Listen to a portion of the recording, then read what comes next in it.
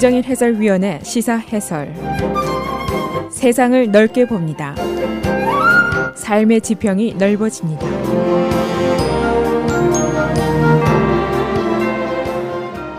시사 해설입니다.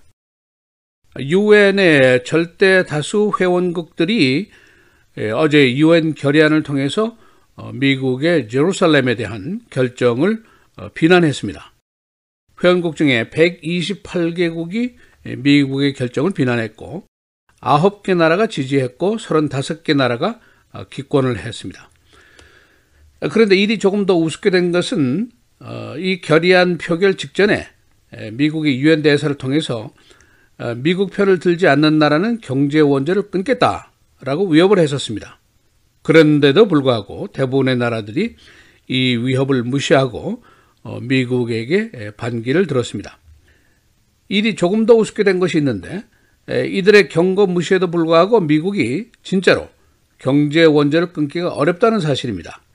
이 원조가 상대국을 위한 것이라기보다는 미국 자신을 위한 것이기 때문입니다.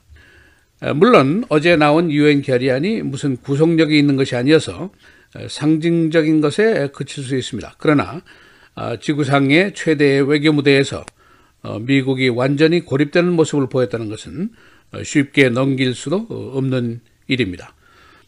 그래서 오늘은 어제 있었던 유엔 결의안의 결정 내용은 어떤 것인지, 미국의 등을 돌린 나라는 누구고 왜 그랬는지, 또 미국의 외교적인 득실은 어떤 것인지 살펴보겠습니다. 바로 지난 12월 6일에 트럼프 대통령이 미국은 제루살렘이 이스라엘의 수도라고 생각한다. 그러 우리 대사관을 그리로 옮기겠다라고 발표를 했습니다. 그때 왜 저런 말을 하는가 하고 의아해하는 사람들이 꽤 많았습니다. 그 의아해하는 이유는 1967년도 이후로 국제사회가 이 민감한 제루살렘 이슈는 이스라엘과 팔레스타인이 협상에 의해서 결정한다라고 의견의 일치를 이미 본 사항이기 때문입니다. 아무리 미국이 강대국이라도 193개국이나 되는 유엔 회원국들이 모두 미국을 편을 들지는 않을 것이고, 또 과거에도 이라크 침공 당시라든가 이럴 때는 동맹국들조차 미국의 편을 들지 않고 반기를 든 예가 얼마든지 있었기 때문입니다. 결국 트럼프 대통령이 이런 발표를 한 것은 미국 국내용이다. 보수계 그리고 남부의 복음주의 기독교계, 즉 그의 정치적인 기반 세력에 환심을 사기 위한 것이었고, 그의 선거 시에 약속을 지키기 위한 것이었다. 대충 이렇게 이해들을 하고 있습니다. 그러면 실제로 미국의 외교적인 득실이 뭐냐 하는 의문이 일반 국민들 사이에 있어 왔습니다. 어제 유엔 결의안의 표결 내용을 보면은 회원국 193개국 중에 128개국이 미국의 조치를 비난했습니다. 그리고 35개국이 기권을 했고, 동조한 나라는 9개 나라에 불과합니다. 미국의 조치에 반대를 한 나라 중에는 가장 중요한 동맹국인 영국, 프랑스, 독일, 일본 등이 들어있습니다. 외교적으로 손해를 본 또 하나의 사건은 미국 편을 안 드는 나라는 경제 원조를 안 주겠다 하고 경고를 한 사실입니다.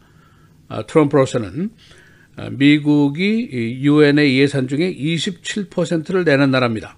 그리고 외국의 수많은 경제 원조를 제공하는 나라인데, 이래도 우리말 안 들을 거냐?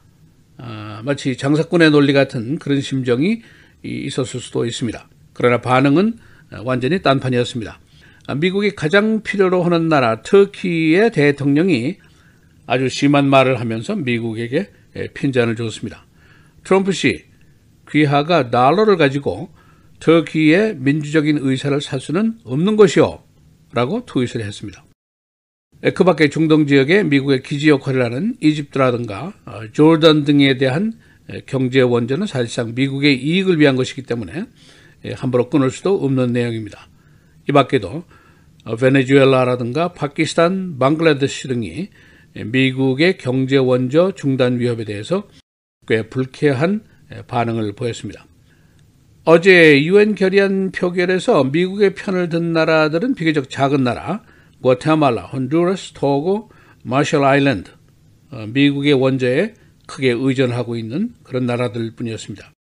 미국의 주요 경제 원조국인 이집트, 조던, 아프가니스탄, 이라크, 파키스탄 등은 모두 미국의 반대를 했고 헤이티, 멕시코, 사우스 수단 등은 기권표를 던졌습니다. 외국 원조에 대해서 미국은 신축적인 태도를 물론 가질 수가 있습니다. 이집트 원조, 지난 여름부터 한 3억 달러 원조를 보류하고 있는 상태입니다. 이집트가 북한 근로자들을 계속 쓰고 있고 자국의 인권 유린 사태가 많기 때문에 보류를 한 것입니다. 어제 유엔에 결의안 위반자는 예멘과 터키였는데 그 내용 중에 국제법상의 합의가 이스트 제루살렘은 팔레스타인의 미래 수도가 되어야 한다는 것이 결정된 것이다 라는 것을 상기시키고 있습니다. 이 결의안은 미국의 이름을 직접 거론하지는 않았지만 부정적인 반대 흐름이 Two State Solution, 두 나라 설립 해결책에 역행을 하고 있고 이 사실을 위험하게 하고 있다라고 비난을 하고 있습니다. 트럼프가 유엔과 관계가 나쁜 유일한 미국 대통령은 사실은 아닙니다. 2003년도에 조지 부시가 유엔과 충돌을 빚었었고 당시에 미국의 이라크 침공 문제 때문에 프랑스와 독일이 적극 반대를 했었습니다. 오바마 시대에 미국과 유엔의 관계가 다시 개선이 됐습니다만 그러나 이스라엘의 정착정 건설에 대한 유엔의 비난 결의안 시에 미국은 기권표를 당시에 던졌었습니다. 트럼프 대통령은 선거 전 당시에 유엔을 소셜 클럽이다 라고 폄하를 했었고 네이토는 낡은 조직이다 라고 냉대를 했었고 그 이후에 파리 기후조약에서 탈퇴를 했고 또 여러 국제교역협정도 무효화를 시키면서 국제사회의 조직과 마찰을 빚어왔습니다. 여하튼 유엔 결의안은 non-binding, 구성력이 있는 것은 아니지만 미국이 경제 원조 중단을 과연 할 수 있을 것인가, 또 미국의 국제사회 고립화 문제는 어떻게 할 것인가, 이런 문제들은 계속해서 큰 관심사로 남게 되어 있습니다. 시사해설 김정일입니다.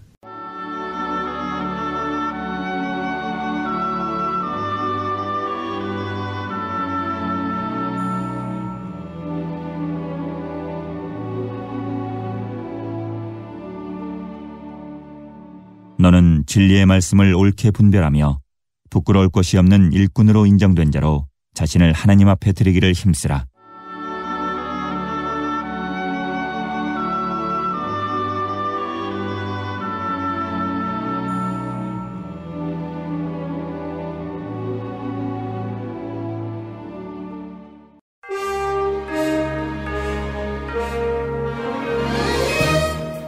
(12월 22일) 금요일 헤드라인 뉴스입니다. 어제 상하원이 내년 1월 19일까지 4주간 사용할 임시 예산을 가결해 예산 공백으로 인한 정부 셧다운을 막았습니다. 상원은 어제 찬성 66표, 반대 32표로 임시 예산안을 통과시켜 트럼프 대통령에게 송부했습니다. 상원에 앞서 하원은 찬성 231, 반대 188로 임시 예산안을 통과시켰습니다. 당초 오늘 자정까지 새 예산안을 승인하지 못하면 셧다운을 피할 수 없는 상황이었습니다. 예루살렘을 이스라엘 수도로 일방적으로 선언한 트럼프 행정부의 결정을 뒤집은 예루살렘 결의안이 어제 유엔 총회에서 채택됐습니다. 표결 결과 유엔 회원국 중 압도적 다수인 128개국이 예루살렘 결의안에 찬성표를 던졌고 35개국은 기권했습니다. 반대표를 던진 나라는 미국과 이스라엘을 비롯해 과테말라, 온두라스, 마샬군도, 미크로네시아, 나우루, 팔라우, 토고 등 9개국뿐입니다. 31년 만에 최대 규모 감세 법안 통과로 취임 첫 해 승리를 자축한 트럼프 대통령과 마이크 펜스 부통령이 잇따라 국내외 미군 장병들을 찾아 미 국방 수호를 격려했습니다. 트럼프 대통령은 성탄절 연휴를 맞아 어제 메릴랜드주 베데스다에 있는 월터 리드 육군병원을 방문했습니다. 트럼프 대통령이 육군병원을 방문한 시간 마이크 펜스 부통령도 아프가니스탄 주둔 미군을 깜짝 방문해 미군들을 격려했습니다. 트럼프 대통령은 어제 전 세계 심각한 인권 유린이나 부패와 관련해 국가 비상사태를 선포하는 행정명령에 서명했습니다. 그러면서 2016년 의회에서 통과된 전 세계 마그니츠키 인권 책임 법안에 따라 13명의 개인에 대한 제재를 지시했습니다. 세계적인 지휘자 찰스 두토이트가 성폭행 등 과거에 저지른 부적절한 성적 행동으로 세계 교양악단으로부터 해고 통보를 받았습니다. 클리블랜드 교양악단은 어제 성폭력 사실 등이 폭로된 두토이트의 교향악단 지휘를 취소시켰다고 밝혔습니다. 이 앞서 보스턴 심포니 오케스트라와 샌프란시스코 교향악단 역시 두토이트를 지휘자 자리에서 해임한다고 발표했습니다. 복수의 시카고 지역 클래식 뮤직 음악인들도 그가 1985년부터 2008년 사이에 자신들을 성추행했다고 고발했습니다. 내년 3월에 예정된 그의 연주 계획은 취소됐다고 시카고 심포니 오케스트라 측은 밝혔습니다.